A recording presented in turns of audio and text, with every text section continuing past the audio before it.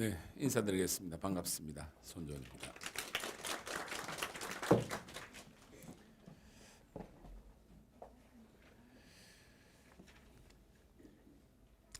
먼저 바쁘신 시간이실 건데 이렇게 참석해 주신 우리 학부모님들께 감사하다는 말씀을 드리겠습니다.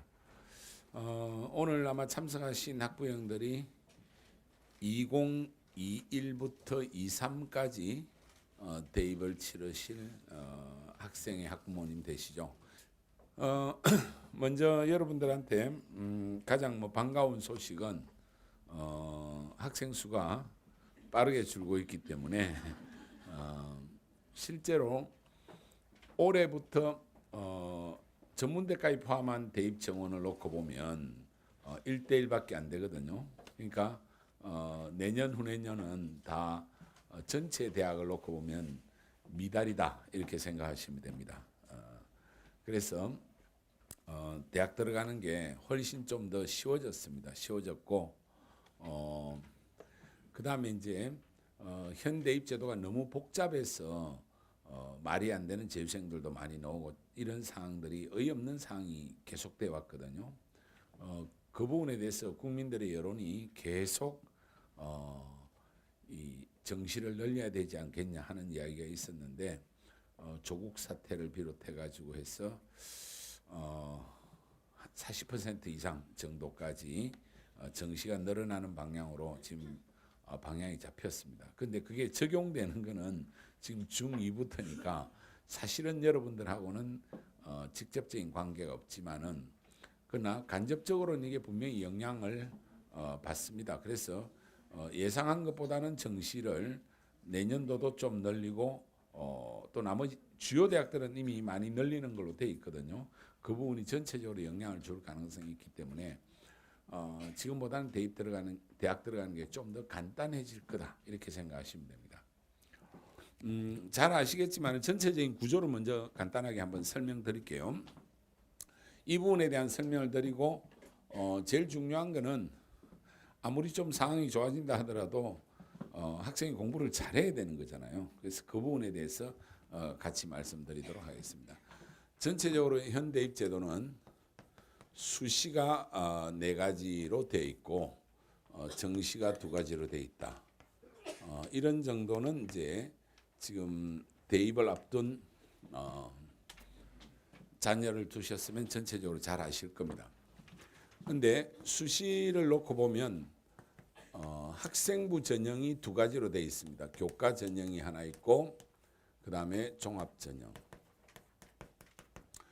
그 다음에 대학별고사,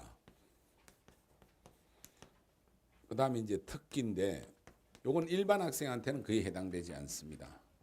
그리고 정시는 수능 위주로 보는 거 하고 내신이 들어간 데도 일부 있습니다. 그 다음에 특기 전형 이렇게 해서 6개인데 일반적인 학생을 놓고 보면 사실은 수시도 1가지밖에 없고 정시도 1가지밖에 없다고 생각하셔야 됩니다. 이 대학별 고사는 안에 자료집에 보면 아시겠지만은 경쟁률이 이건 평균 50대 1에서 60대 1 정도가 지금 계속 나오고 있습니다. 그러면 이걸 가지고 대학 간다라는 거는 좀 말이 안 되는 거거든요. 이건 어쩔 수 없이 한번 써보는 겁니다. 지금 자녀들을 중학교 때부터 논술하고 많이 보냈겠지만은 제가 볼 때는 그건 올바른 투자가 아닙니다. 이것저것 다 해야 되니까 그걸 한 거지 이걸 통해서 제대로 합격한 학생은 별로 없습니다.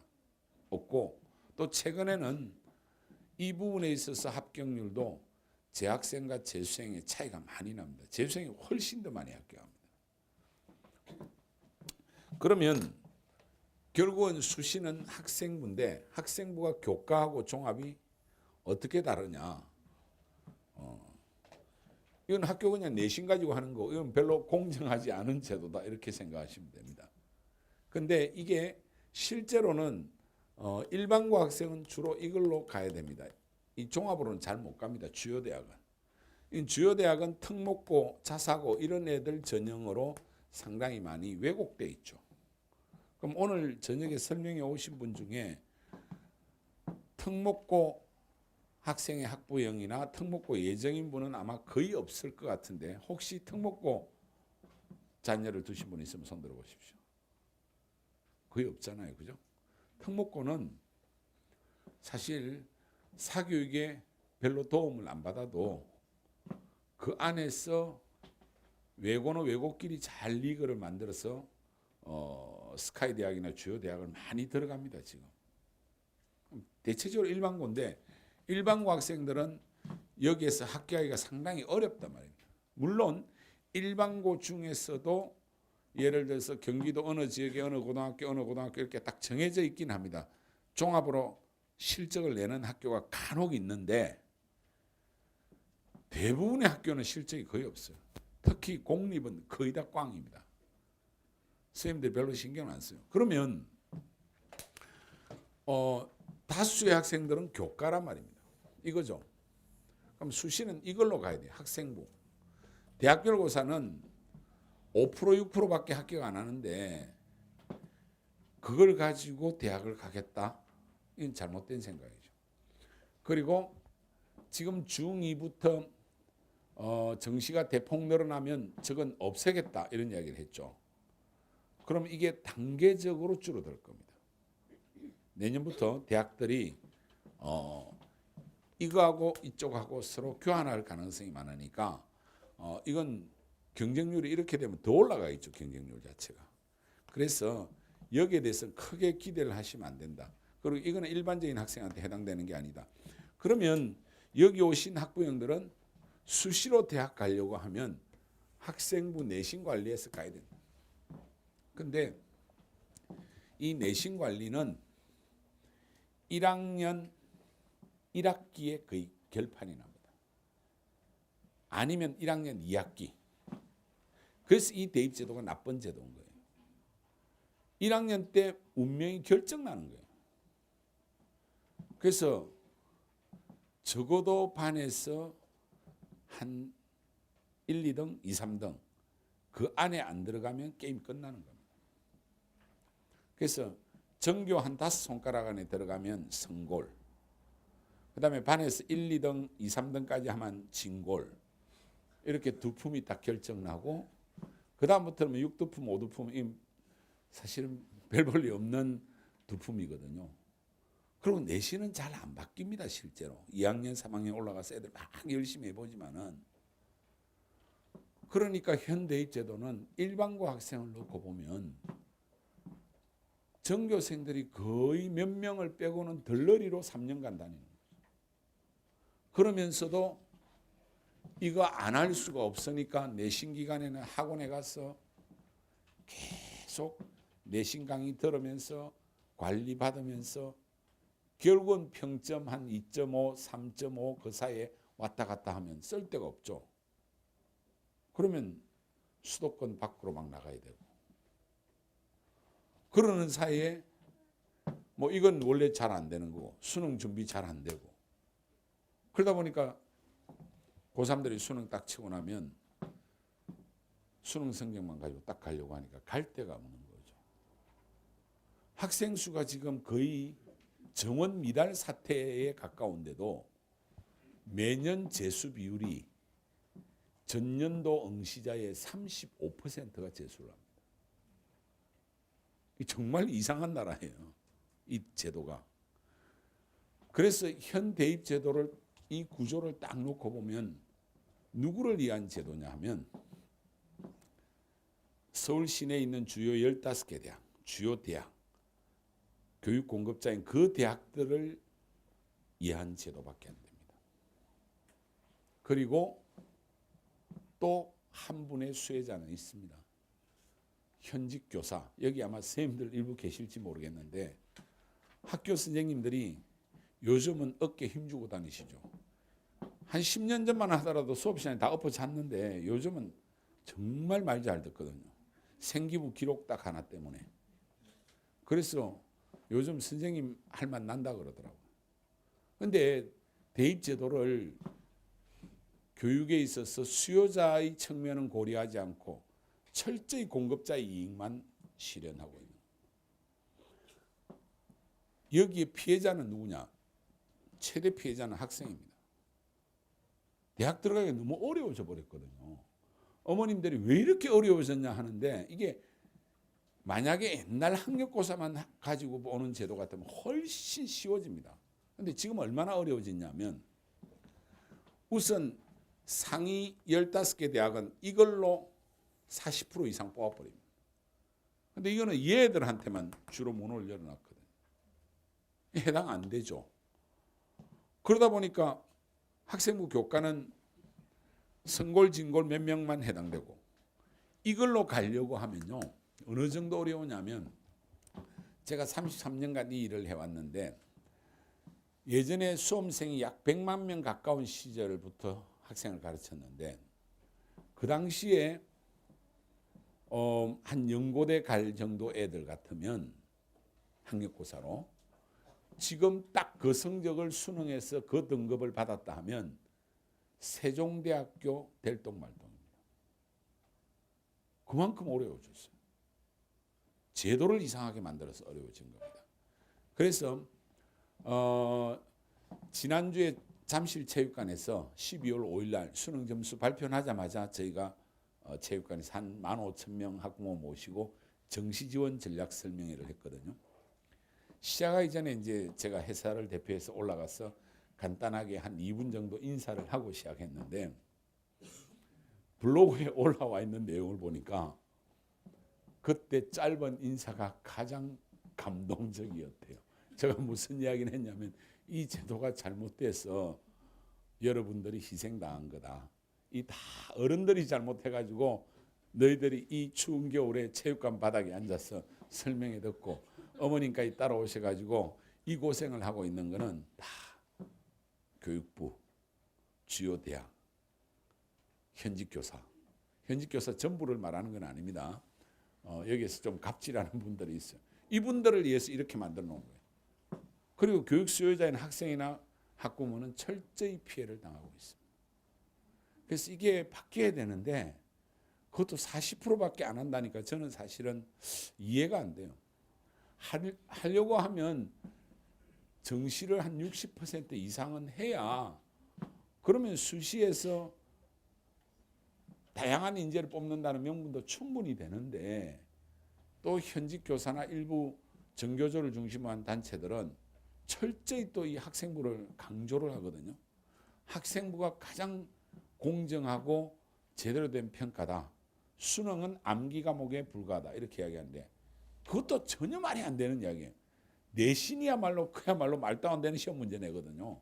수능은 상당히 제대로 된 시험인데, 그런 이야기를 계속하면서 이 제도가 바뀔 듯 하면서도 제대로 안 바뀝니다. 그래서 여러분들이 대학 가는 길은 딱 이렇게 생각하시면 됩니다.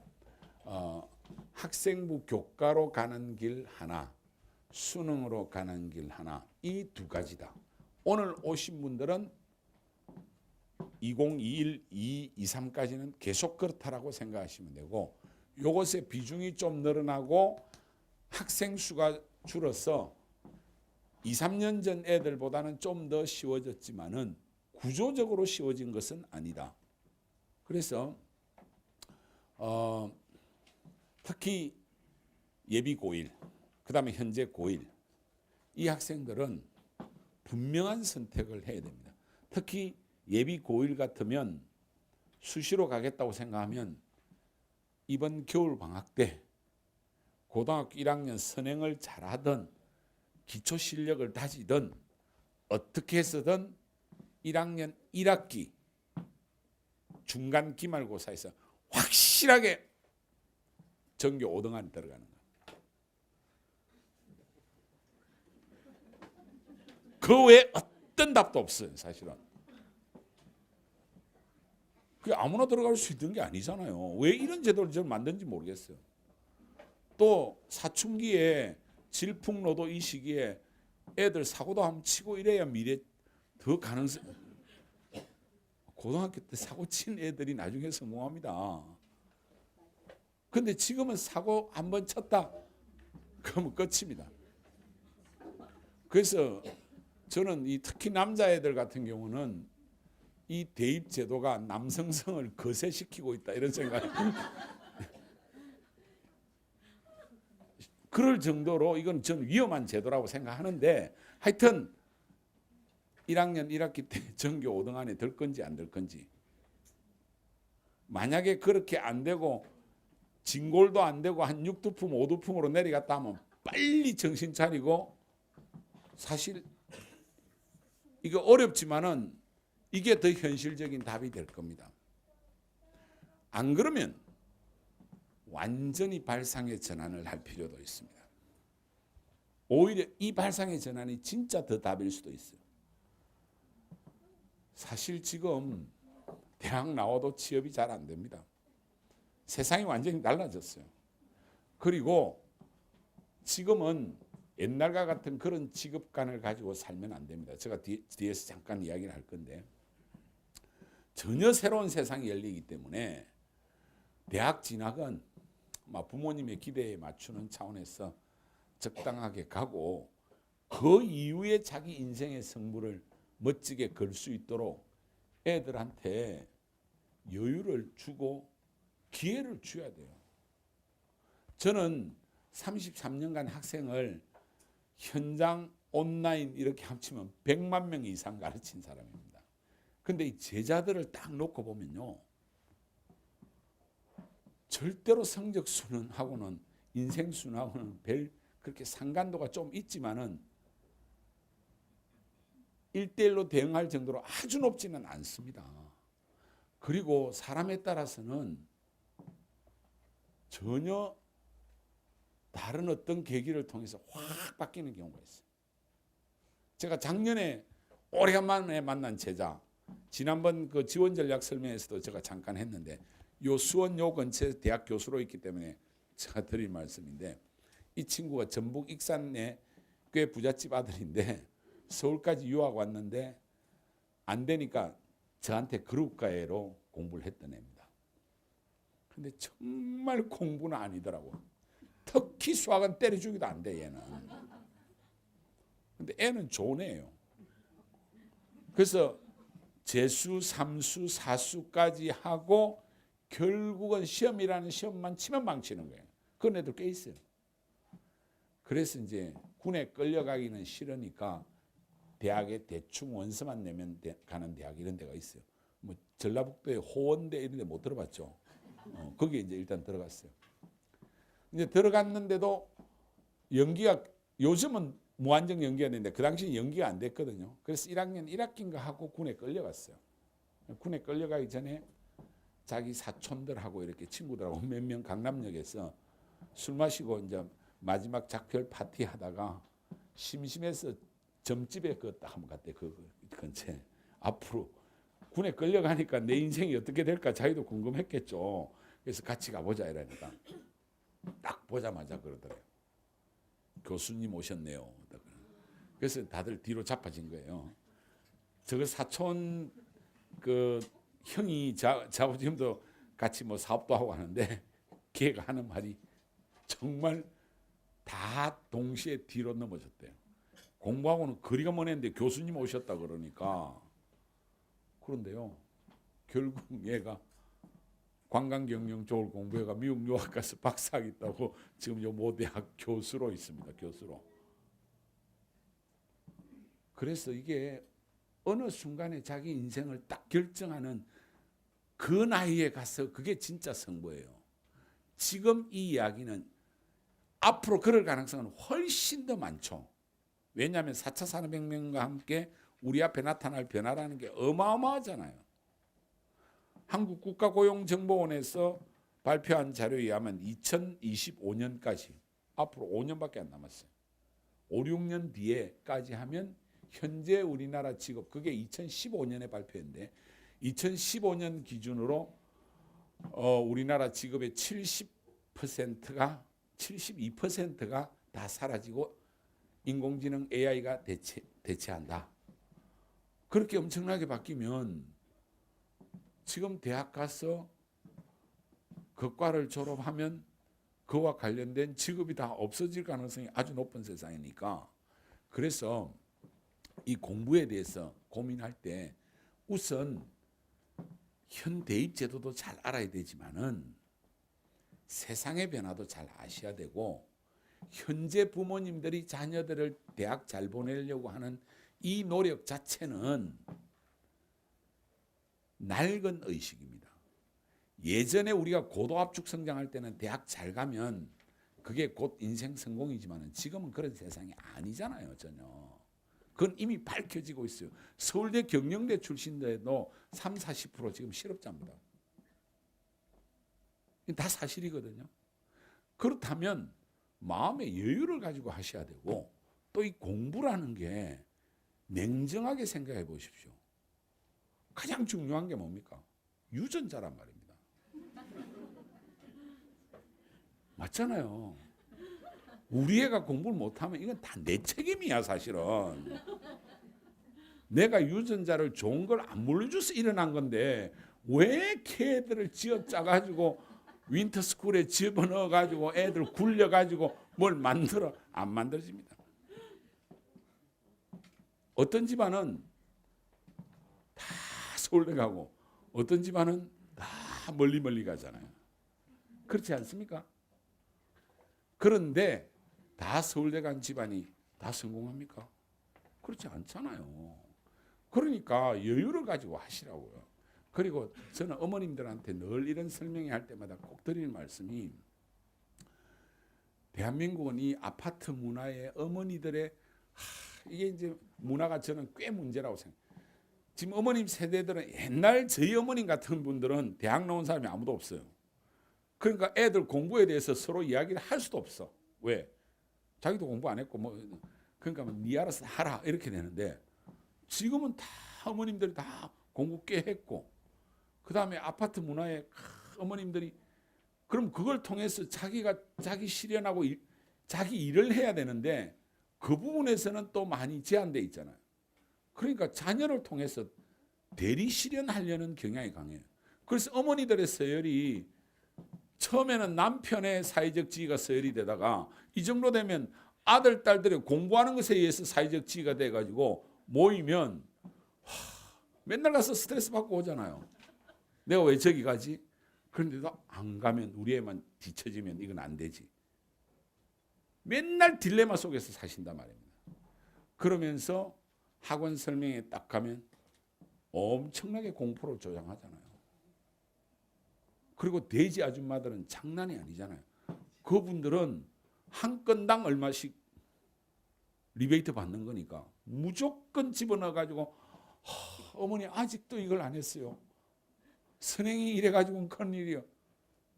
얼마나 비교육적이냐. 그렇죠?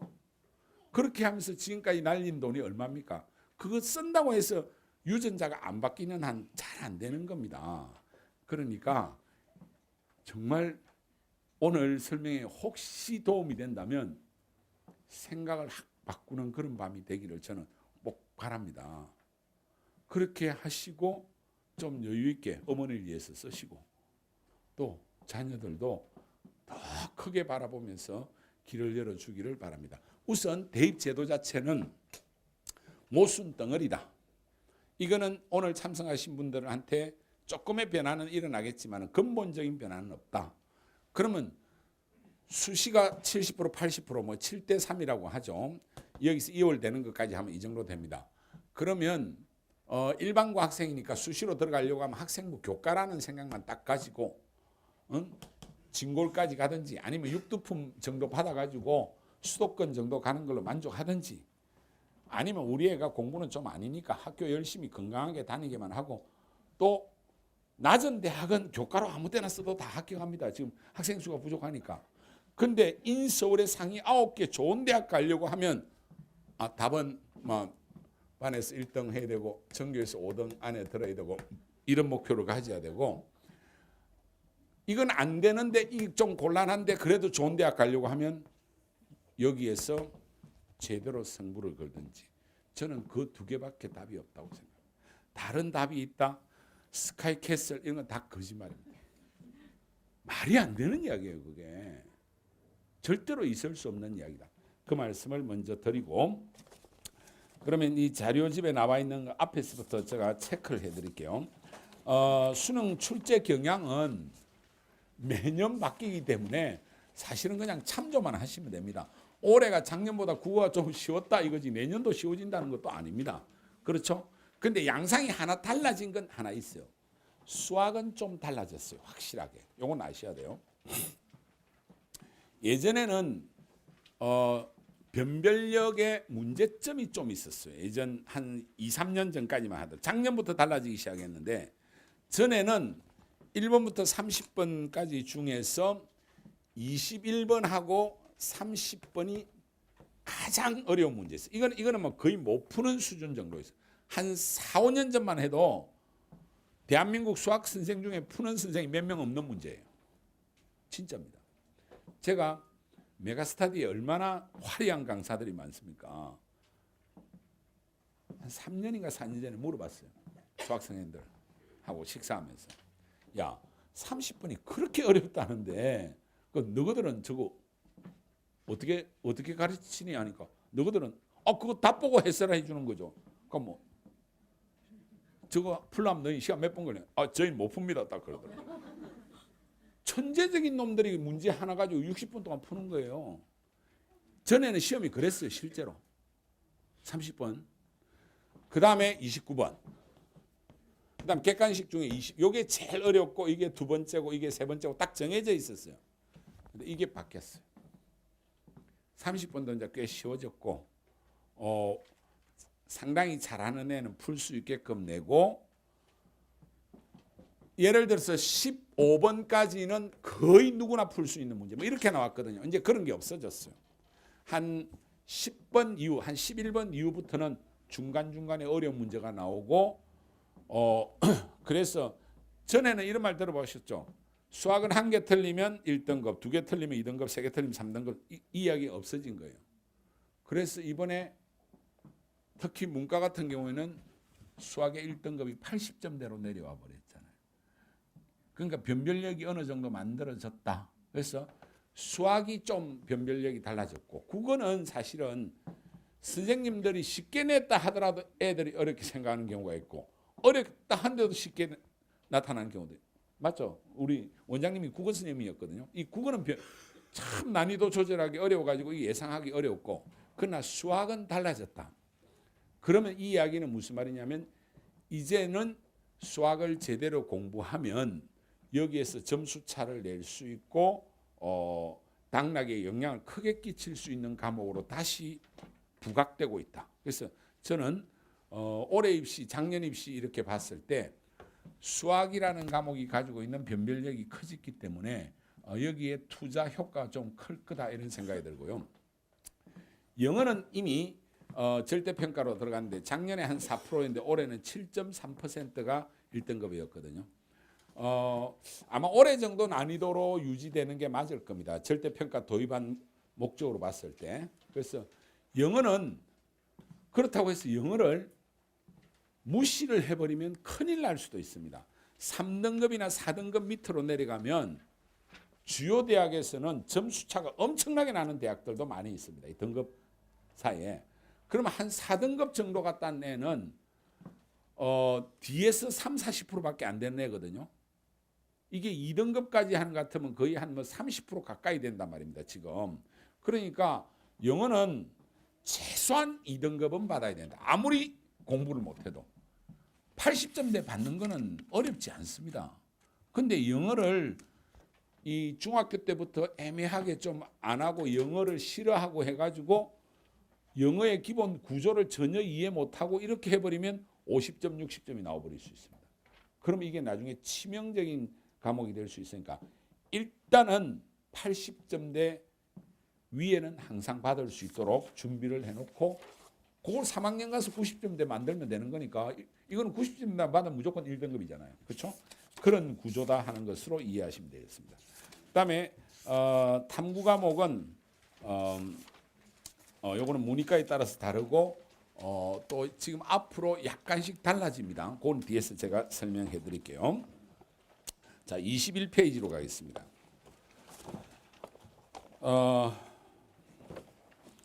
그러면 실제로 학생 수가 얼마나 줄었는지를 데이터를 통해서 보여드릴게요.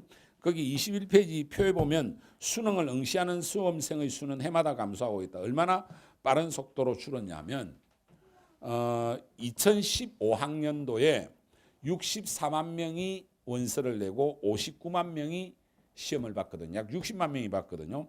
2016학년도 58만, 응시자만 볼게요. 2017 55만, 2018 53만, 2019 작년이죠. 53만. 요거는 작년에 줄다가 한 번 안 주는 거는 지금 재수생 나이 애들 2000년생들 밀레니엄 세대다 해가 그때 좀 애를 많이 낳았어요. 그래서 거기에 영향을 받아서 안 줄었고 올해 그러면 수능 응시 몇 명 했냐? 올해 48만 명 했습니다. 그 데이터는 여기에 이 자료집을 그 전에 만든 거. 올해 48만 명 응시했고 내년에 42만까지 떨어질 가능성이 있습니다. 그러면 전국 대학이 50만이 넘어가는데 그러면 0.89대 1 뭐 이런 식으로 경쟁률이 지금 미달 사태가 된다는 거예요. 아시겠습니까?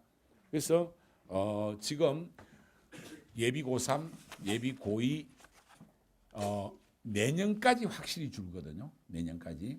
그래서 지금 예비 고2까지가 확 줄기 때문에 6만 명이 줄기 때문에 내년이 대학 들어가기 꽤 좋을 거다. 근데 예비 고3하고 예비 고2 지금 2학년, 1학년은 별 차이가 없습니다. 그리고 그 다음에 또 조금 줍니다.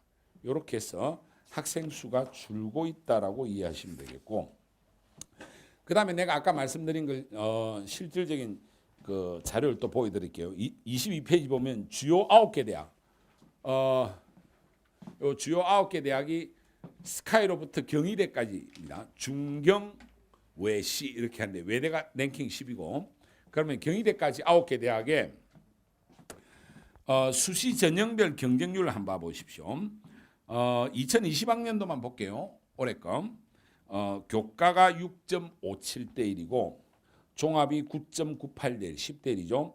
논술은 60.60대 1이고 특기자는 볼 필요가 없겠죠. 자연계에도 비슷하죠. 그죠? 그러니까 일단 논술로 가면 되지 이런 생각 하시지 말라는 겁니다. 경쟁률이 무슨 50대 1인데 그걸 합격하겠다는 경우는 저는 잘못된 선택이라고 생각하는 거죠. 그나마 여기서도 제일 낮은 거는 교과잖아요. 근데 교과는 이거는 1점대를 받아야 된다. 그것도 1점대 초반에 가까워야 된다. 근데 또 주요 대학 같은 경우에는 수능 최저 기준이 뭐 2등급 2개라든지 이런 게 들어간다. 그러니까 결국은 좋은 대학을 가려고 하면 수능 잘하고 학교 내신 잘한다. 그게 답이에요, 지금. 그 외에 무슨 다른 방법이 있다는 거는 사교육기관이 돈 벌기 위해서 만들어내놓은 그건 어떤 상술밖에 아닌 겁니다. 절대로 그렇다라고 생각하셔야 됩니다. 그런데 꼭 그럴듯하게 설명을 한단 말입니다. 우리 학원에 누가 이랬는데 이런 결과를 그런 결과를 만든 특별한 학생 몇 명만 설명하는 거예요. 그런 거를 더 정확하게 물어보려고 하면 이렇게 그러면 여태까지 이 학원에 학생이 그 학년에 몇 명 다녔는지 더 정확하게 알고 싶으면 그러면 너가 학원에 작년도 세무서에 신고한 매출 들고 오라고 그랬어요. 물론 탈세도 좀 했겠지만 그 매출이 얼마쯤 했는데 너희들 그러면 역산해 보니까 너가 학생 이만큼 있었네. 그 애들 명단도 다 있을 거 아니야. 아니면 학부모하고 컨택해서 실제로 어떤지 알아봐야죠. 그런데 이게 세상의 만병통치약하고 학원 상수라고는 똑같이 통해요. 만병통치약은 10명 중에 먹어서 한 명만 나오면 이건 만병통치가 돼요. 안 나은 사람 아무 소리 안 하거든. 학원 다녀서 돈만 쓰고 떨어지는 사람 쪽팔려서 말 안 하잖아요. 그런데 뭔가 특별하게 막 논술을 했는데 우리 애가 학교에서 중간도 안 되는데 인서울 딱 하면 이 어머니는 막 떠들고 다니는 거예요.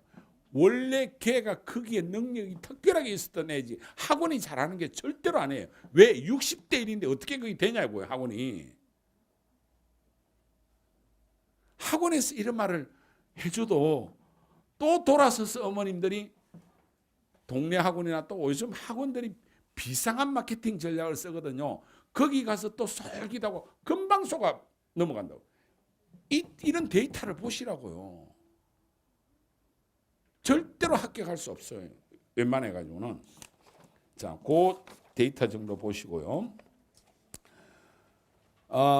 그 다음에 필요한 것만 제가 말씀드릴게요.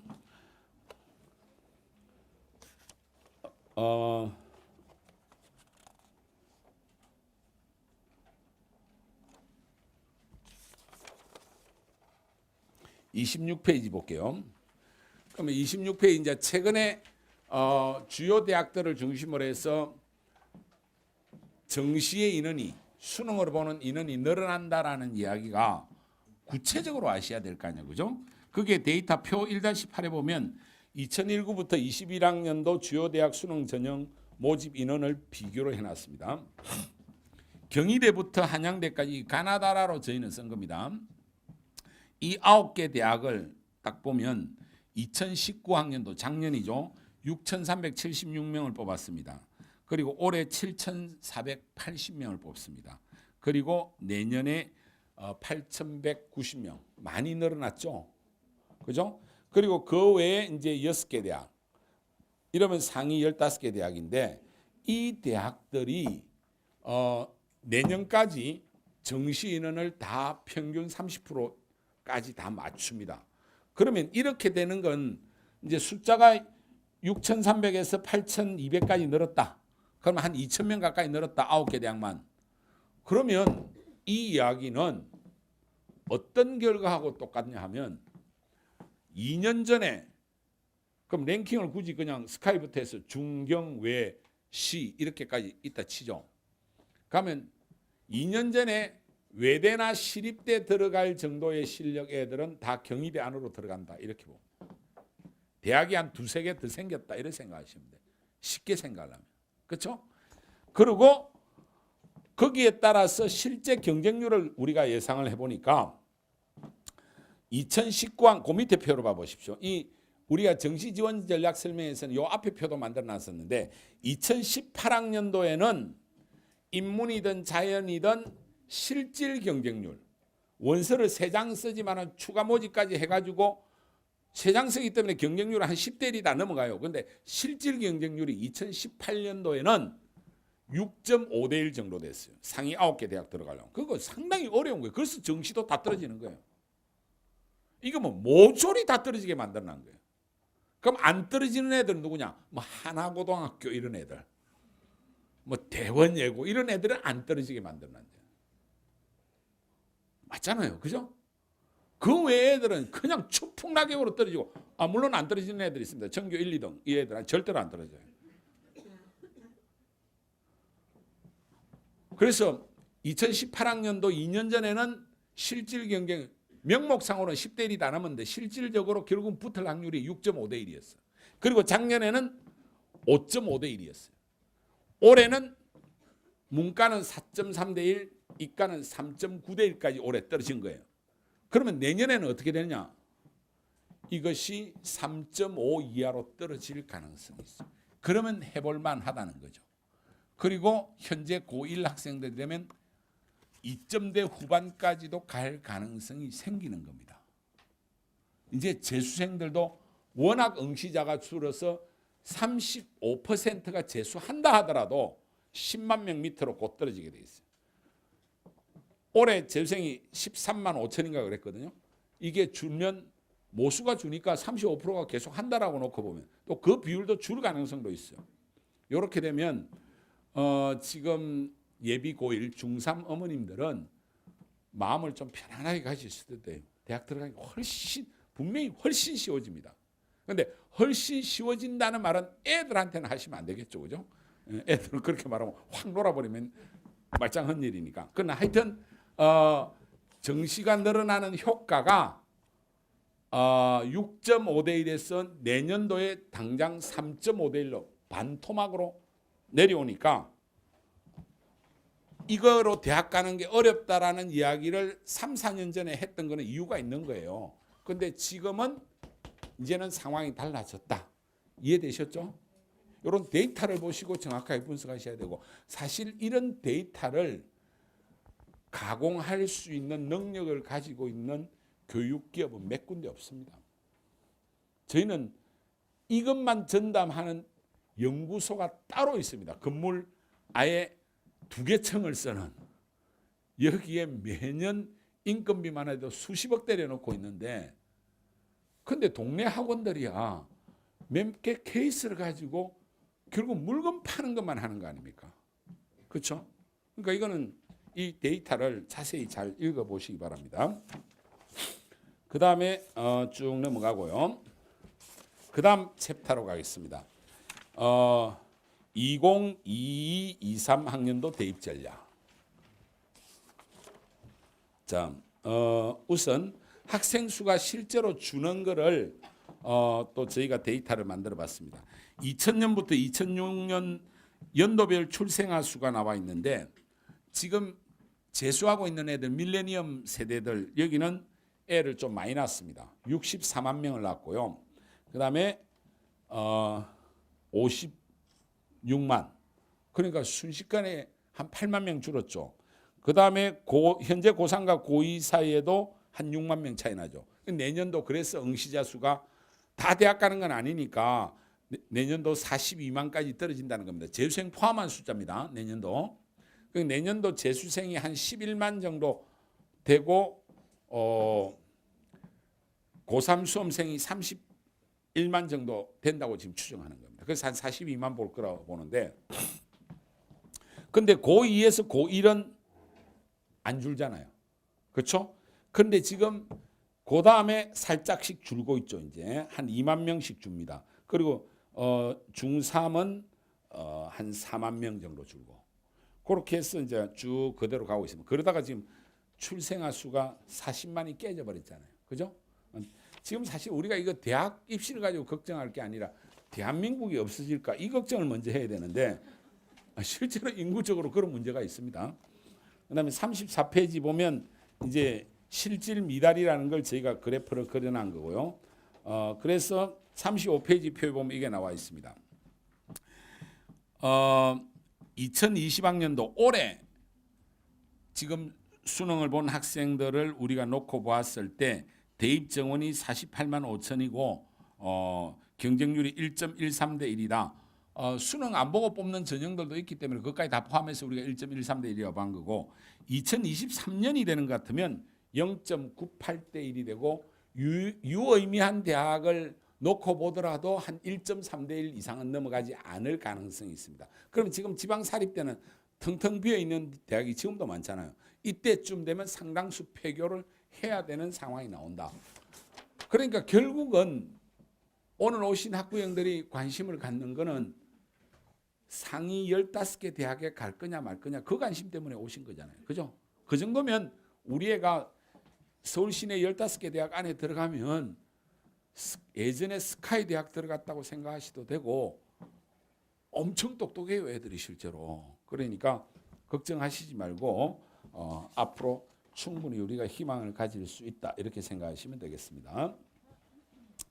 자, 그 다음 36페이지 보면 이 대입제도의 현 주소를 단적으로 보여주는 건데, 선발 비율을 한번 볼게요. 전국 대학을 보면 교과를 제일 많이 뽑습니다. 42.3%.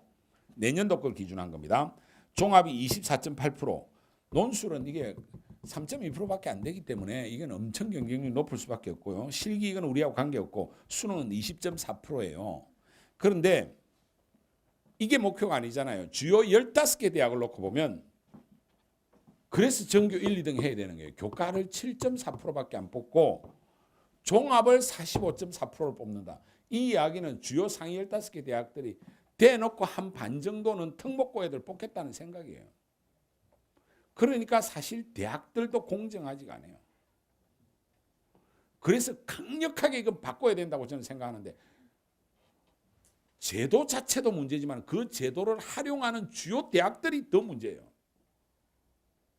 특히 주요 사립대학들. 왜 그러겠습니까? 대놓고 입학처장들이 그렇게 이야기합니다. 특목고 애들 뽑으면 말도 잘 듣고, 집안도 잘 사는 애들이 많아서 장학금도 안 줘도 되고 아주 학교 운영하기 편하대요. 사회가 썩어도 엄청 썩은 거죠 사실은. 그래서 이런 전형을 해놓은 거죠. 그리고 조국 사태나 이런 걸 보면 이 종합에서 나타나는 문제점들이 엄청나게 많잖아요. 그래서 학생부 종합을 강력하게 이걸 해결해야만이 문제가 해결됩니다. 그런데 이거를 끝까지 지고 놓지 않으려는 두 세력이 이 상위 15개 대학하고 현직 교사들하고 상당수가 여기에 지금 딱 목숨을 걸고 있고, 그래서 최근에 우리나라 입시를 두고 오늘 제가 전심 때 그것도 또 입시계 유명한 분들 있지 않습니까? 방송에 종종 나오는 분, 이런 분들하고 그 사교육에 있는 분들하고 전심을 먹었는데 요즘은 그런 말이 있다 그러더라고요. 대학 입시를 놓고 수시파와 정시파로 갈라져 있다. 그렇게 하면서 이 방향이 어떻게 갈지 모르지만, 그러나 전체적인 국민의 여론은 이쪽 이전은 좀 더 높다고 생각하는데, 하여튼 근데 지금은 여러분들이 대학 갈 때, 우리 자녀들이 대학 갈 때는 이 구조가 그대로 간다는 사실을 아셔야 돼요. 그러니까 여기 오신 대부분의 학부형들은 일단은 피해자다라고 생각을 하셔야 돼요. 왜냐하면 학생부 종합을 약 50% 가까이 45.4%를 당장 내년에 뽑는다는 거예요. 그리고 이 대학들은 논술도 좀 뽑아요. 11.6%, 교과보다 많이 뽑아요. 대신 수능도 많이 뽑습니다. 29.2%. 그럼 이 중에서 가장 객관성이 가장 큰 거는 뭐겠어요? 수능이겠죠. 그 다음에 두 번째가 논술이겠죠. 그런데 교과는 이미 해당이 안 되잖아요. 우리 애는. 해당이 되시면 정말 좋은 거고, 이거 7.4%밖에 안 뽑으니까 이런 걸 아시고 이렇게 이게 대학 입시의 구조가 완전히 이중 구조로 돼 있구나. 전체적으로는 학생부가 뭐 교과가 많다 하지만 그거는 전국 대학이고요. 주요 대학은 그렇지가 않다는 거예요. 그래서 그나마 그래도 정시가 이게 거의 막 18% 이런 데서 29%까지 올라온 겁니다. 그래서 내년에 3.5대 1 실질 경쟁률이 되니까 제대로 하면 한 3, 4년 전보다는 훨씬 가능성은 높다. 자, 아시겠죠? 이 데이터를 참조해 주시고요. 그 다음에 이제 수능 과목 구조가 어떻게 바뀐다. 뭐 이건 다 알고 계시죠? 2021학년도에서 가형, 나형의 가형에 기하 벡터가 빠져요. 그래서 사실 부담이 좀 줄어요, 이게. 그 정도 차이가 있고, 이제 2022학년도에 오면 괜히 왜 이 짓을 저는 하는지 모르겠는데, 국어를 75%는 공통 문제고 25%를 합법과 작문 또는 언어와 매체 중에서 선택하게 합니다. 왜 이런 짓은 잘 모르겠는데 하여튼 이렇게 합니다. 하고 그다음에 수학도 이제 명분상 2022학년도부터는 문이과 없앤다 그러거든요. 진짜 이건 없애야 되는 게 맞아요. 지금 큰 변화를 보면. 그러면 진짜 없애려고 하면 어떻게 없애야 되느냐 하면 모든 학생이 물리나 화학을 다 해야 돼요. 지금 세상에 기술이 엄청나게 중요한 시대에 사는데 우리나라는 그렇게 안 하는 거예요. 모든 학생들이 물리나 화학을 하고 모든 학생들이 역사를 다 공부해야 돼요. 그게 기본 소양이에요. 이 웬만한 나라들은 다 그렇게 하는데 우리나라는 이 사교육비 경감이라는 게 무슨 교육의 목표처럼 돼가지고 과목을 줄이려고 하다 보니까 서로 싸우다가 그러니까 문과는 문과 과목 2개만 하고 이과는 이과 과목 2개만 하자 하다가 이제는 막 크로스도 해도 된다 뭐 이러면서 융합을 이야기하는데 이것도 순 엉터리인 겁니다. 그럼 2022학년도는 어떻게 되냐? 별 바뀐 게 없습니다. 언어를 괜히 25% 선택하게 해가지고 2개 중에 선택하게 하는 이상한 짓 하게 해놓은 거고 수학을 또 수1, 수2를 공통으로 하고 선택형 25인데 문과 애들은 주로 확률과 통계하겠죠. 그 다음에 미적분은 안 할 거다 말입니다. 주로 이과 갈 애들. 그런데 이것도 상위권 대학의 이과는 미적분을 강제 지정을 한다든지 대부분 다 이렇게 나온단 말입니다. 그럼 쉽게 확률 통계하면 원서를 못 내게 해놨어요. 그러면 이거 문이과 구분한 거하고 똑같은 거예요. 사실은. 그렇죠? 그런 정도는 알고 계시죠? 이 밑에 쭉 읽어보면 그런 내용이 나옵니다. 그 다음에 문이과 구분 폐지. 그래서 저는 교육부에 사는 일은 도무지 이해가 되는 게 거의 하나도 없어요. 무슨 구분을 폐지해? 대학들이 다 구분해 버리는데. 그렇죠? 그러니까 이런 공통사회 공통과학을 해도 되고 사회과목 9개 중에 1개, 과탐 8개 중에 1개 이렇게 선택해도 됩니다. 2개.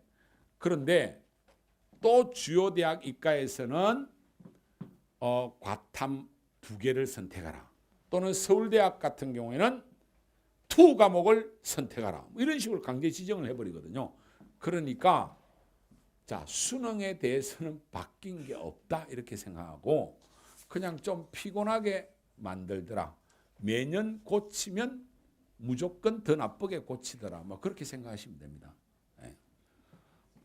현행하고 개선하고 이 개선이 아니고요. 본질은 개악입니다. 대부분 다. 그런 식으로 생각을 해서 그래서 전체적으로 변화된 대입제도 변화라고 할 게 거의 없고 변화는 학생 수만 엄청 주는 변화가 나타나고 있고 주요 대학들은 아직도 자기들의 이익을 추구하고 있다. 주요 대학들은 그렇게 말 잘 듣는 애도 뽑고 대입제도가 이렇게 복잡해야 매년 50억짜리 건물을 한 개 지을 수 있습니다. 경쟁률이 논술 하면 뭐 가까운 여기 경희대 수원 캠퍼스 이런 데다 60대 1 이렇게 하니까 1년 열심히 대입 전형 딱 치르고 나면 한 50억 남는단 말입니다. 기업을 해가지고 50억 남기려고 하면 정말 죽을 판 살 판해도 안 되는데 학생들 시험 쳐가지고 몇십억씩 대학들이 챙기니까 이 제도를 안 바꾸는 거예요. 그래서 심하게 말할 때 전두환 같이 확 한번 누가 해버리면 좋겠다 이런 이야기를 하는 이야기야. 그런데 지금 그런 세상은 아니니까 점진적으로 바뀔 거다 이렇게 생각을 하시고 그러나 조건은 학생 수가 줄고 정시가 늘어나기 때문에 좀 더 제대로 공부하면 2, 3년 전 학생들보다는 훨씬 대학 들어가기가 쉽다. 그리고 수시에 대해서는 마음을 굳게 먹고 일반고 학생이면 학생부 교과 그리고 이 교과하고 수능은 사실은 똑같은 내용입니다. 똑같은 내용. 학생이 제대로 공부하면 이거하고 연계가 돼 있어요.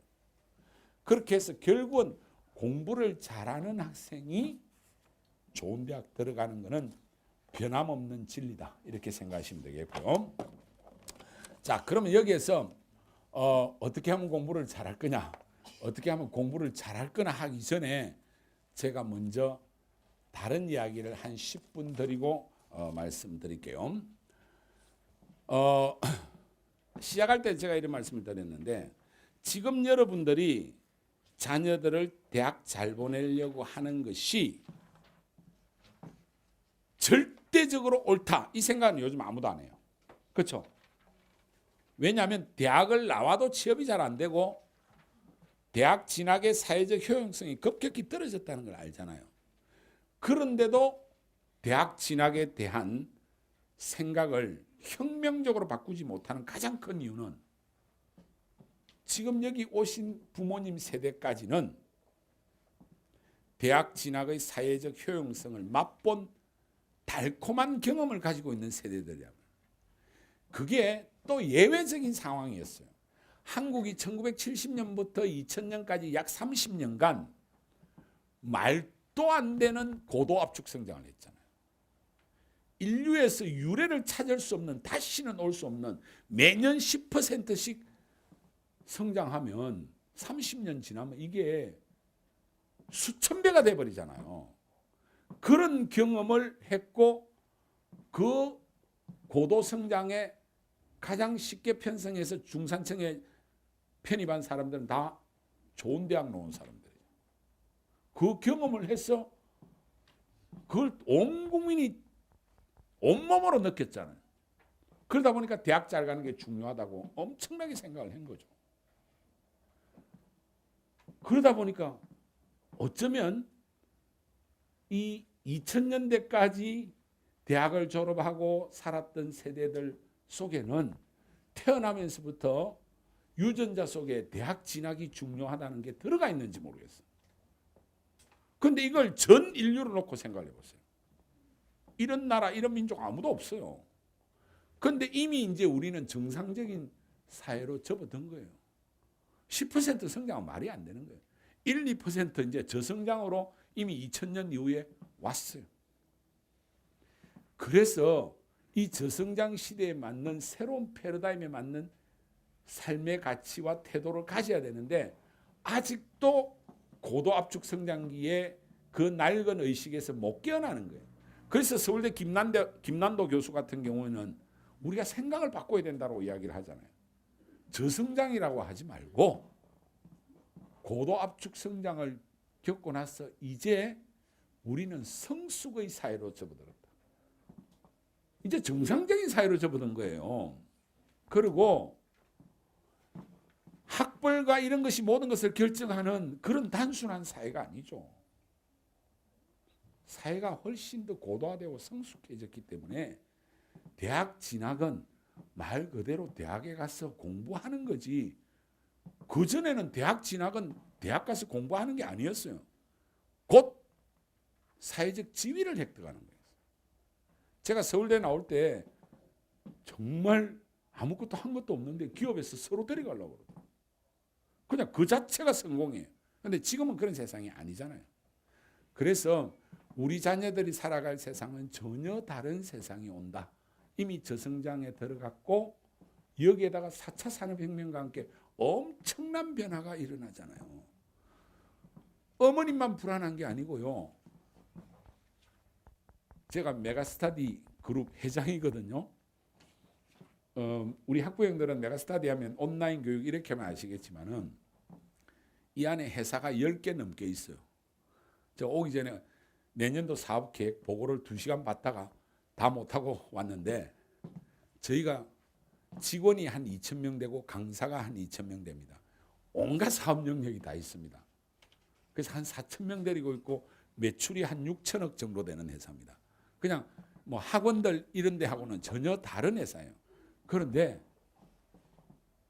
저는 요즘 무슨 고민이 많이 드냐면 뭐 현우진이다 우리 유명한 조정식이다 대단한 선생들이 있는데 온라인 고등부 온라인만 하더라도 그 온라인 매출만 하더라도 한 1,500억 가까이 매출을 일으키는데 저게 어느 날 빵 될 거라고 저는 생각을 해요.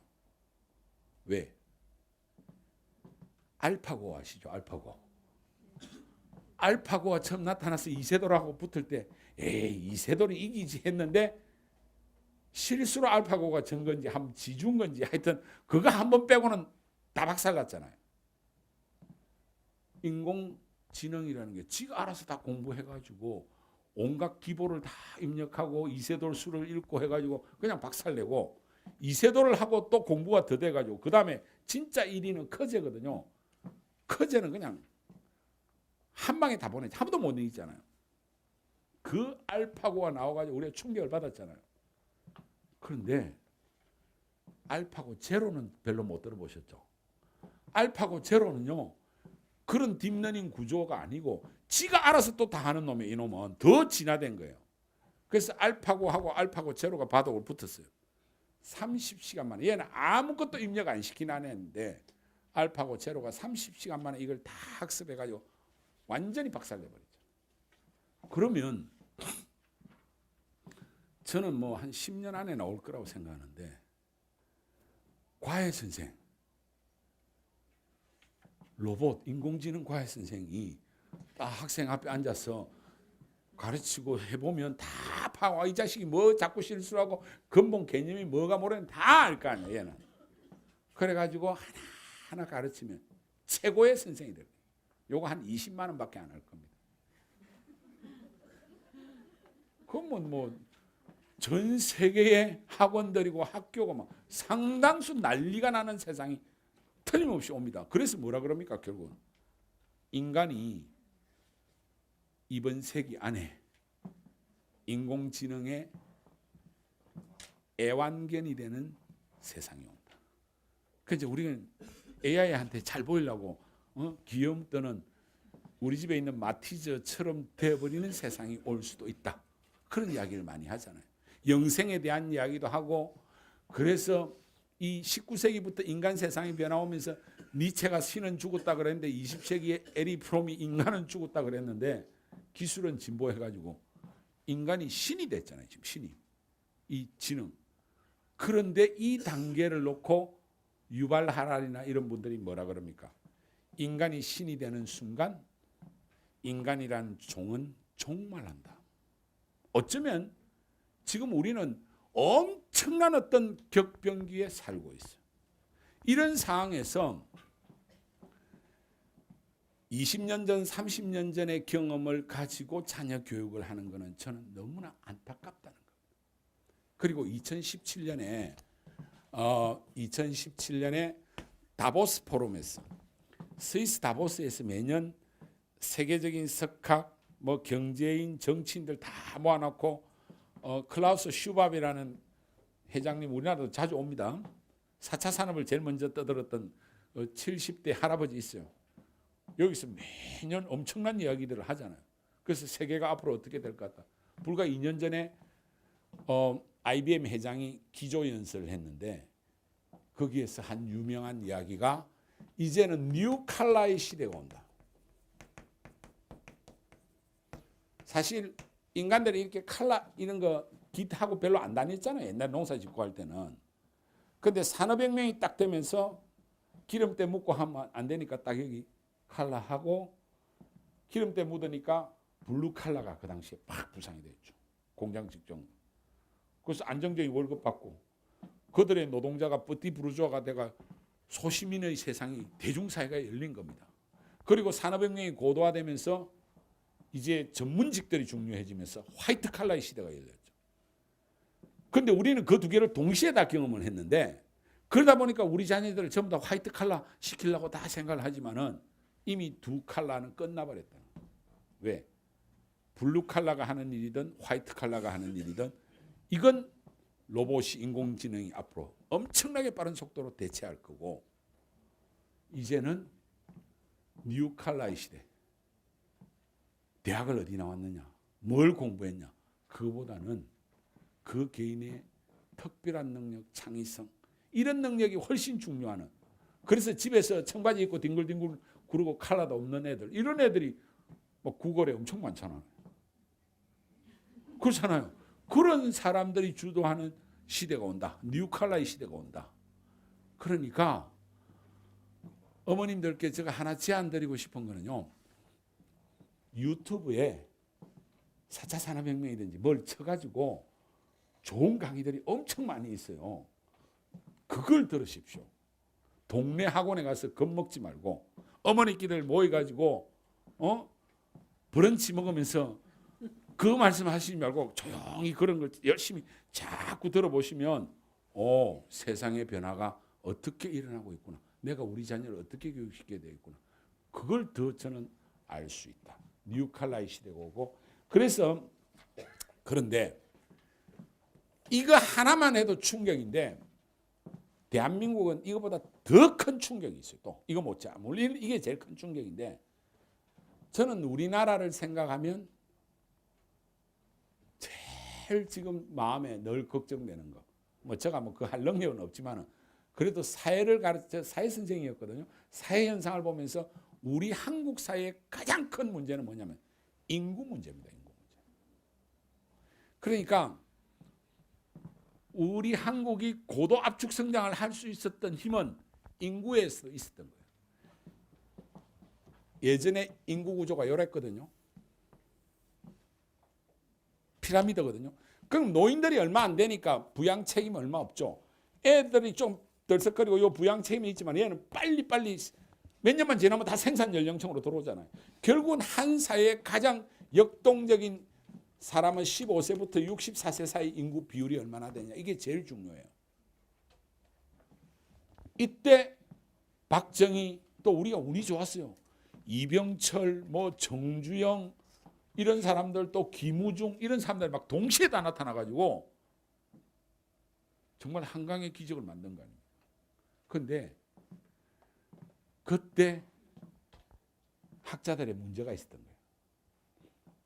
이제 고도 성장을 하면서 이제 부양 부담을 줄이려고 하는 게 애를 덜 낳는 게 낫겠다 생각. 산하 제한을 너무 심하게 한 거예요. 실제로요. 제가 어릴 때 초등학교 다닐 때 막 그때부터 출산 제한을 했어요. 저 어릴 때 기억이 제가 61년생인데요. 초등학교 한 3, 4학년 때인가 막 동네 이상한 풍선을 막 나눠주더라고요. 콘돔입니다. 그것 갖고 우리가 놀았거든요. 그러더만은 갑자기 막 온데 포스터가 붙는 게 둘 만나 잘 기르자. 그러다가 뭐 둘만 낳아도 삼천리가 무슨 강산된다고 낳지 말자. 하나만 똘똘하게 잘 놓자까지 쫙 바뀌었어요. 인구 정책이. 그러는 바람에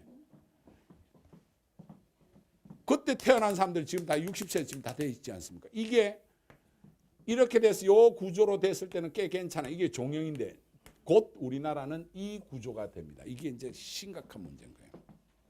애는 안 낳죠. 노인들은 빨리 떠나셔야 되는데 안 떠나셔. 이게 숫자도 많은데 의료보험이 세계에서 또 제일 잘 돼 있고 의료기술은 갈수록 발달하고 뭐 인간이 영생할 것처럼 돼가고 이러니까 그랬어요. 제가 데이터 하나만 소개해 드릴게요. 노년 부양비라는 게 앞으로 사회적 부양 부담이 얼마나 크냐를 단적으로 보여주는데 중요한 데이터인데 노년 부양비는 전체 인구에서 15세부터 64세 사이의 인구분의 요게 생산 연령층입니다. 요거 분의 65세 이상의 인구 비율인데 요렇게 합니다. 이게요. 1970년대 80년대 이럴 때는요. 저 숫자가 2, 3 이렇게밖에 안 됐어요. 그런데 2000년에 드디어 10이 됐어요. 10이 됐다는 말은 무슨 말이냐면 일하는 사람 100명이 노인 10명을 먹여 살려야 돼요. 그런데 이 연령층에 있는 사람들이 15세부터 64세 사이의 인구가 다 일하는 건 아니잖아요. 전업주부도 있고. 꽤 부담이 됐죠. 잘 들으세요. 2000년에 이게 10%였어요. 기하급 수준으로. 2010년에 15%로 늘었어요. 이미. 2020년에 22%.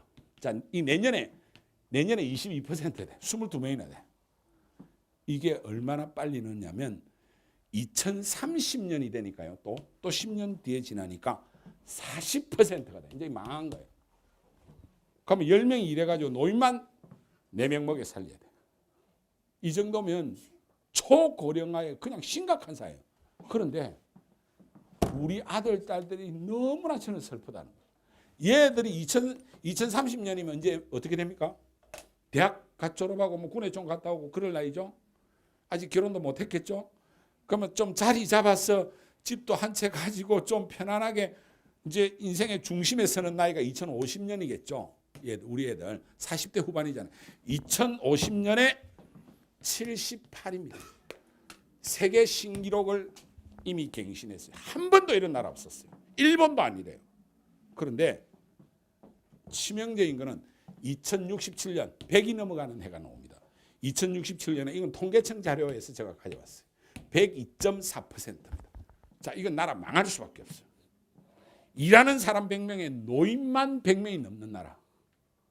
이 나라를 향해서 지금 우리는 브레이크 없이 달려가고 있다.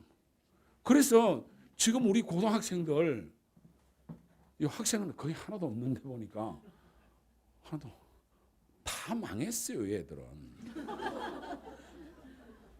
아니, 사회 구조적으로요. 제가 학생들한테 강연할 때 이야기를 합니다. 너희들 지금보다 행복한 인생은 앞으로 절대로 오지 않을 거다. 그러면 지금이라도 놀게 좀 행복하게 해주세요. 괴롭히지 말고. 얘들이 65세 이제 그때는 은퇴도 못합니다. 노인 기준이 올라갈 겁니다. 70몇 세로. 그러면 얘들이 이제 한 50대 중반 정도 되면 내 생각에는 지금 고등학생들이 40대 중반 정도 되면 소득의 최소 70%에서 많게는 80%, 90%를 세금으로 다 내야 돼. 그래 안 하면 이분들이 못 살아가요. 위에 분들이. 이분들 강제로 고려장 할 겁니까? 그런데 지금 의료보험이 어떻게 되고 있습니까? 건강보험이. 최근에 또 우리 대통령께서 멋지게 한다고 미리 많이 땡겨 써버렸어. 이정부 들어와가지고. 얼마 안 가면 바닥이 납니다. 그러면 결국은 공적 자금 넣으면 다 세금이잖아요. 그래서 저는 정말 자식을 깊이 생각한다면 동남아시아, 아프리카로 보내는 게 훨씬 더 좋습니다.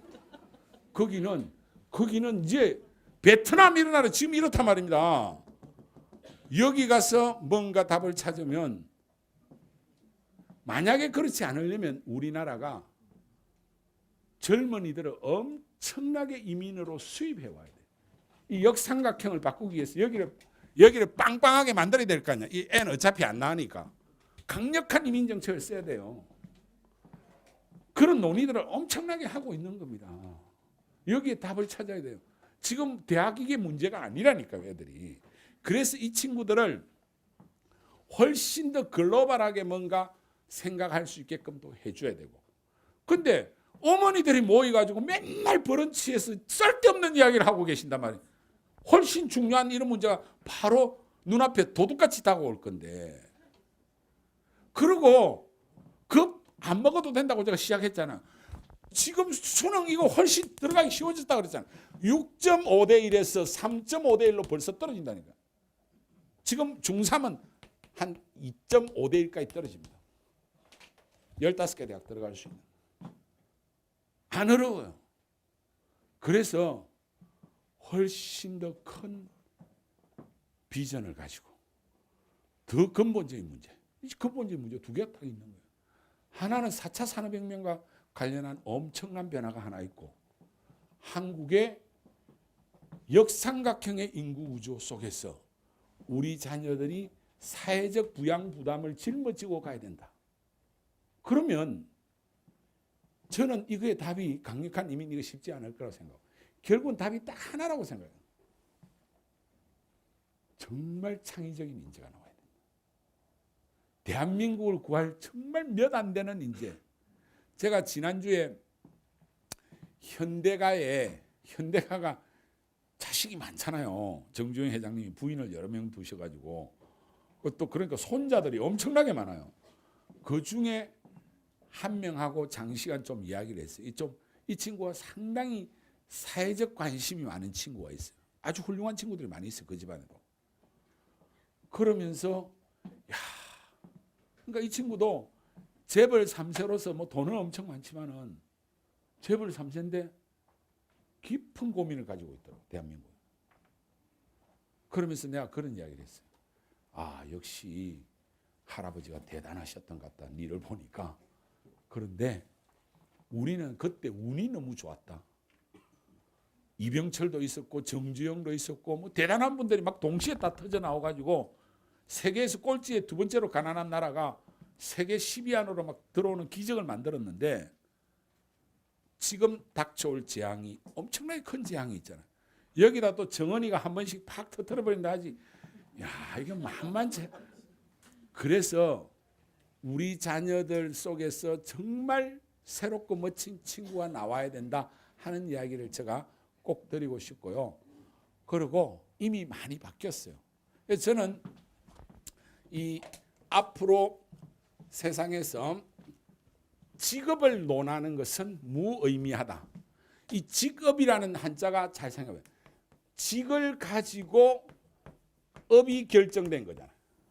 예전에는 어떤 직장에 딱 들어가면 니는 총무과 가라, 니는 어디 해라, 지 일이 딱 정해져 있잖아요. 그렇죠? 이제는 그런 세상이 아닙니다. 세상이 평생 직장도 없고 기업도 얼마가 할지 몰라요. 이제는 반대로 업직의 세상이 됩니다. 내가 하고 싶은 일, 그걸 가지고 내 직장을 만들고 아니면 내가 창업을 해서 회사를 만들든지 또 1, 2년 하다가 문 닫고 새로운 걸 하든지 직업의 세상이 아니고 업직의 세상으로 가고 있기 때문에 이런 차원에서 우리 자녀 교육을 하는 것을 제가 제안드리면서 제발 부탁드리고 싶은 것은 넉넉한 마음으로 자녀 교육하셔도 된다.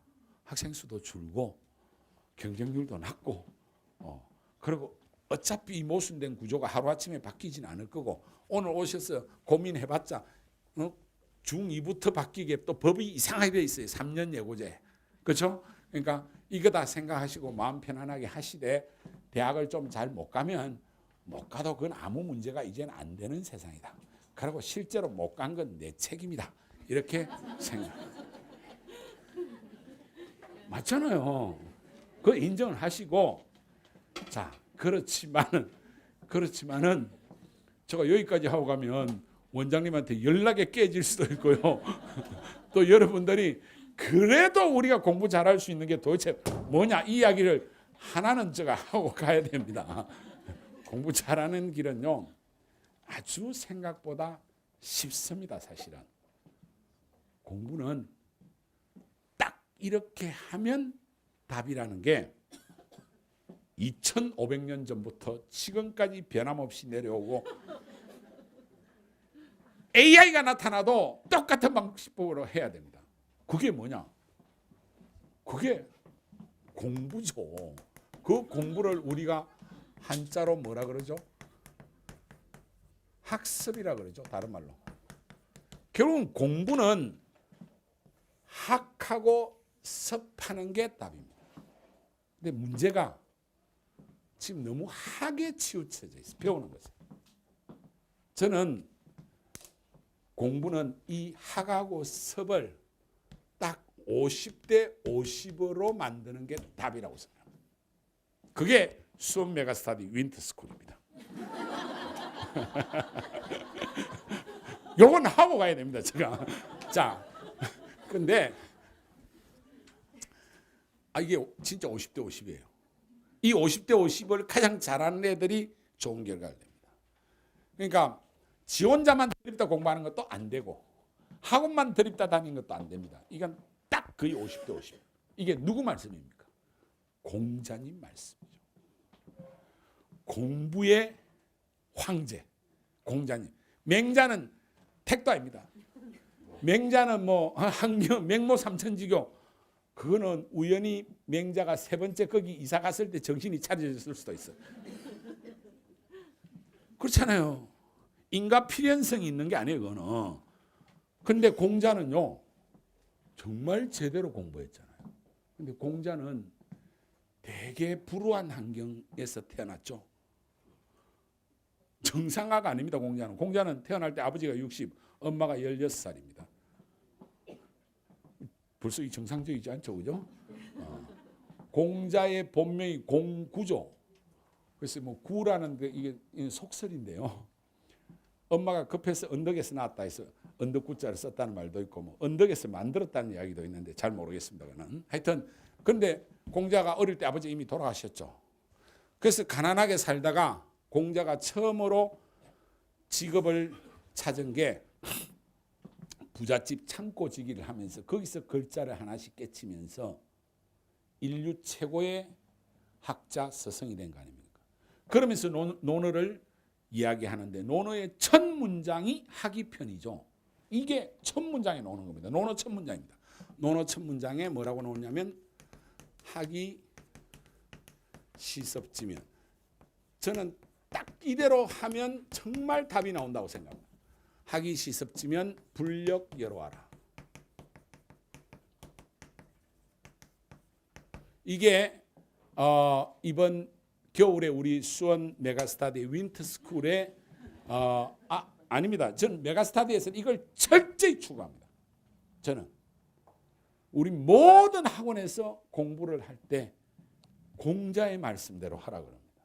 이 구조를 지키려고 학원의 시스템이고 뭐고 전부 이 구조로 만들었어요. 저는 33년간 학생 가르친 일밖에 안 했거든요. 가르치보니까 이게 답이더라는 거예요. 자, 첫 번째 배우고 반드시 배워야 됩니다. 혼자 안 돼요. 그리고 의미 있고 가치 있고 좋은 지식은 잘 알고 있는 사람이 빨리빨리 전달해 주는 게 쉽게 알아듣잖아요. 오늘 쫙 들어보니까 머리에 쏙쏙 들어오잖아요. 아닙니까? 대한민국 입시 구조가 이렇구나. 그리고 앞으로 어떻게 되겠구나. 그 다음에 세상의 변화가 진짜 그럴 수 있겠네. 메가스터디 망할 수도 있겠네.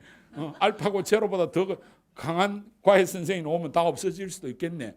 그런데 대한민국의 인구 구조가 이건 다 통계청 데이터를 가져와서 설명한 겁니다. 이렇게 되면 진짜 심각하겠는데? 땅백과이 머리에 싹싹 들어왔잖아요. 배워야 돼요. 배우고. 그리고 요 지자는 목적어입니다. 목적어. 배우고 그 배운 것을 배우고 그리고 그 배운 것을 시습하면 배우고 그 배운 것을 때때로 익히면 이 말이죠.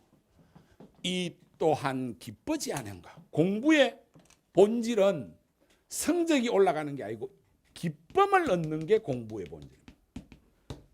자꾸 애들이 공부를 통해서 실력을 올리고 성적을 올리려고 하니까 실력도 안 올라가고 성적도 안 올라가는 거예요. 공부는 본질이 기쁨을 얻는 거예요. 공자가 이걸 깨달은 거죠. 배우고 그 배운 것을 때때로 익히면 이 또한 기쁘지 아니한가. 근데 여기 되게 안타까운 게 이 시자 번역을 좀 잘못했어. 내가 중학교 1학년 때 배웠는데 배우고 그 배운 것을 때때로 익히는 하니까 애들이 자꾸 때때로 공부하려고 하는데 저 시자는 그게 아니고요. 시적절하게 딱 타임에 맞게 영어로 하면 타임리 스타디를 해야 됩니다. 타임리 스타디. 그러니까 예를 들어서 수학의 어떤 단원을 배웠다. 요거 10시간 넘어가면 개념이 헷갈릴 수 있어. 그럼 10시간 안에 복습해야 돼. 사회의 어떤 내용, 요건 일주일은 버틸 수 있다. 그럼 일주일 안에 공부해야 돼. 그러니까 공부가 딱 그 학생에게 맞게끔 배우고 그 배운 것을 자기 것을 익히는 것이 딱 시점에 맞게 타임리하게 딱 이루어지면 이 또한 기쁘지 아니한가. 공부는 결국 기쁘고 행복한 일이 돼야 되는 거예요. 그렇게 되면 대학 입시쯤이야. 그리고 4차 산업의 파고가 다가와도 이걸 통해서 세상을 읽는 해안과 대응하는 용기와 지혜가 생기면 우리 애들이 똑바로 갈 수 있단 말입니다. 그 공부를 시켜야지 억지로 해가지고 머리 뚜껑 열어가 외우게 해가 점수 나오게 하는 거 그건 안 올라갑니다. 진짜 공부는 자기 기쁨. 내가 공부하고 있다는 사실에 나 자신이 기뻐질 때 그게 진짜 공부인데요. 그런데 문제는 학은 비교적 쉬운데 섭이 너무 어려워. 이 섭은 죽을 고비를 넘겨야 익혀집니다. 공부는 학하고 섭은 죽음의 고비를 한두 번 넘겨요. 그건 공부해 본 사람은 압니다. 왜냐하면 저 섭이라는 한자가 그렇게 생겨 먹은 한자입니다. 자, 요 위에 이 자, 이게 무슨 자입니까? 날개 우자입니다. 예전에 고등학교 다닐 때 이런 거 기억 안 나십니까? 우하등선, 뿅 간다, 신선이 돼서 날아간다. 문학 작품에서 종종 나오잖아요. 정철이 간동별고에서 신선 만나가지고 술 마시다가 양익을 추어더니 구만리 장공 저기면 난리로다. 뭐 이런 표현이 나옵니다. 양 겨드랑이를 추어더니까 구만리 장공은 팍 난다. 날개가 생겨가지고 신선처럼 날아간다. 요즘 애들 말로 하면 뿅 간다. 뭐 이런 이야기입니다. 날개 우자인데 요 밑에 한자가 흰백자죠. 이게 어디서 나온 거냐면 새가 날개짓을 하는 배우는 과정에서 어린 새가 처음에 딱 태어나면 흰 몸뚱아리만 있어요. 그렇겠죠. 그러면 어미새가 모이를 가져와서 입에 넣어주고 그럼 조금씩 크면 날개가 막 돋겠죠. 그러니까 새니까 날아야 되잖아요. 그래서 파다닥 거리는 걸 어미새가 딱 낚아채가지고 새끼새를 데리고 창공에 올라가서 팍 떨어뜨리고 파다닥 거리다가 수직 낙하. 그럼 죽는 거죠. 근데 어미새가 더 빨리 가서 낚아채서 살려내죠. 그래서 못 살려내면 그놈 죽은 놈이야. 그 경험을 새끼새가 한번 하고 나면 간이 다 떨어지고 막 난리겠죠.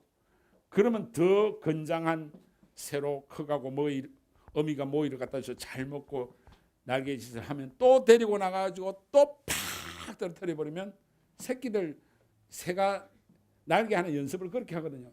또 떨어지는 걸 잡아가지고 2번 죽을 고비를 넘기고 나면 아마 새끼 새들은 다시는 날개가 싫을 겁니다.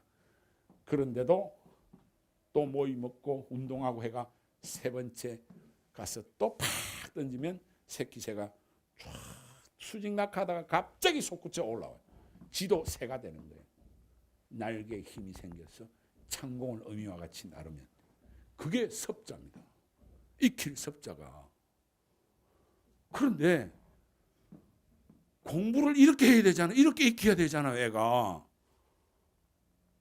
공중에 새끼 새가 수직낙하로 죽을 뻔한 고비를 2-3번 넘기고 익히는 거예요. 그 공부는 본래 힘든 겁니다. 그런데 힘든 걸 딱 딛고 일어서고 나면 세상에 공부보다 재밌는 게 없어요. 혹시 시간이 있으면 유튜버에 손선생 쓴소리 동영상이라고 한번 검색해서 꼭 들어보세요. 거기에 이 새와 같은 학생의 이야기가 나옵니다. 제가 그 학생 때문에 인생이 바뀌었는데 정말 공부를 그냥 예를 딱 들어드릴게요. 그 당시 50명인데 한 반에 제가 첫 과외 했던 학생입니다. 얘 때문에 제 인생이 바뀐 건데 87년 27살 때 반에서 20등 했어요. 중간고사에서 10등까지 딱 올라오더라고요. 야, 엄청난 변화를 한 거죠. 이거 쉽지 않잖아요. 그런데 얘가 여름방학 딱 지나고 여름방학 때 그 당시에는 기말고사를 봤어요. 반에서 2등 서문여고인데 15개 학교인 전교 15등까지 딱 올라왔어요. 이 짧은 시간에 이렇게 성적 올라오네 있어요. 이 친구가 이 한 5개월의 과정에 저한테 이걸 가르쳐 줬어요. 학습은 기쁨이구나. 왜? 걔로부터 들은 말이에요. 얘가 제대로 딱 공부하면서 처음에는 공부를 엉덩이를 가지고 하더라. 공부는 손으로 가지고 하는 게 아닙니다. 얘 공부를 가지고 제가 만든 공부법입니다. 이 이야기 들어보셨죠? 그 다음에는 손으로 가지고 합니다. 요거만 되면 상위 5%에 들어갑니다. 그 다음에 머리로 가지고 하는데 머리는 별로 중요 안 합니다. 사실은. 공부는 마지막에 뭐로 하느냐면 가슴으로 합니다. 가슴. 이렇게 성적이 올라가니까 저는 졸지에 막 유명한 선생이 되고 그래서 얘한테 여름방학 때 제가 무시무시한 숙제를 한번 내줬어요. 딱 가르친 지 한 4개월 만에 한 5개월 접어들 때 와 이걸 해낼 것 같아. 그 숙제가 뭐냐면 이 재밌는 이야기인데요. 제가 딱 그로부터 10년 전에 이게 1987년에 있었던 일인데 제가 1977년이 고2였거든요. 고2인데 풋내기 사랑으로 처음 어떤 여학생을 만나가지고 예전에는 뭐 편지 주고 2달 만에 만나고 그랬는데 10월 말에 처음 만나가지고 그 다음 12월 크리스마스 때 만나기로 했어요. 와 가슴이 터질 것 같은 거예요. 처음 만나고 나니까. 기분은 너무 좋은데 한 3일간 공부 하나도 안 되는 거예요.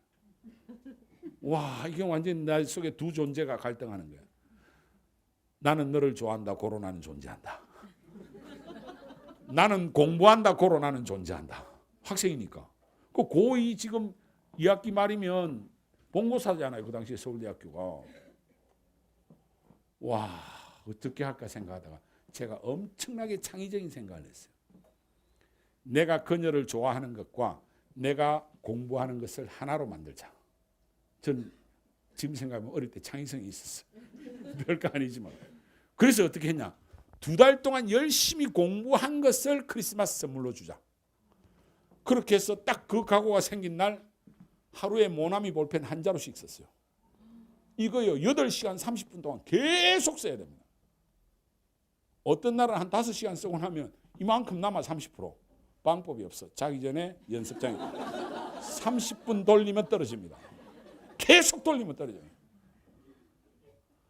그렇게 하고 2달 뒤에 그녀를 딱 만나가지고 크리스마스 직전에 포장을 딱 해가지고 선물을 딱 주면서 내가 너를 위해서 2달 동안 준비한 거다. 딱 나 엄청 감동받을 줄 알았는데 사실 감동받을 내용 아닙니까? 아닙니까?